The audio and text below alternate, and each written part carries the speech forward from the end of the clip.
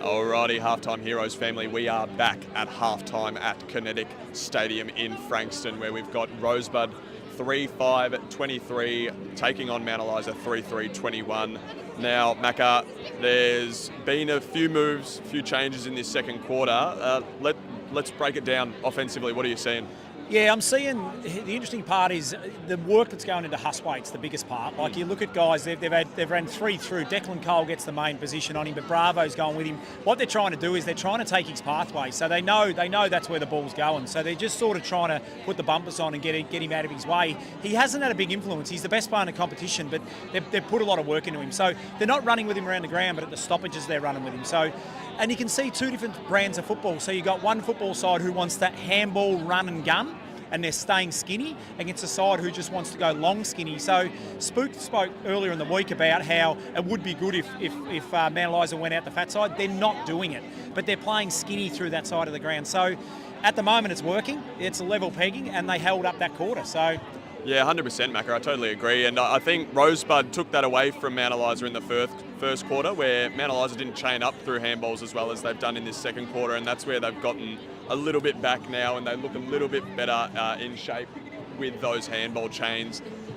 With that being said, defensively, we've seen a bit of a change up through the quarter with Bob as well. Do you want to touch on what is changing with Bob at the moment? Yeah, well, Bob started forward, and I sort of thought he'd go. I thought he'd go back. So it's brave by Ricky, as far as I'm concerned, because that breeze is probably 2 to 3 goals. So Bob started forward. He had a little bit of an effect, but as soon as the momentum swung to Rosebud, he was straight back in defence, and that's what will probably happen. I dare say now he'll go back forward again, and they'll try and attack again. But you could see in the first quarter, Rosebud wanted a +1 with big Matty Cummins back there, but in quarter two, Ricky was happy to go 1 for 1 because those handball chains is what he's trying to get. So it's a real chess match. It's an arm wrestle at the moment, but you couldn't say one side's ahead of the other because on the outside, Mount Eliza look really good when they get going and they chain up and they hit up. And you saw Williams got on the end of one. I think Freeman got down. Even Hansen had a shot on goal, which at the end of the day, mate, you're talking about the deepest defender who got down there and he kicked in the man on the mark, but he got down there and had a shot. And on the other end,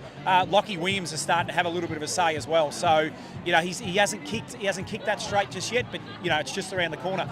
I'm interested in this third quarter because for me, Mount Eliza have to make the most of this breeze. They have to make the most of it, and if they can get on top here, it could sway. If Rosebud can hold on and make it a contest this quarter, well, it might boat in there. So it's a big arm wrestle.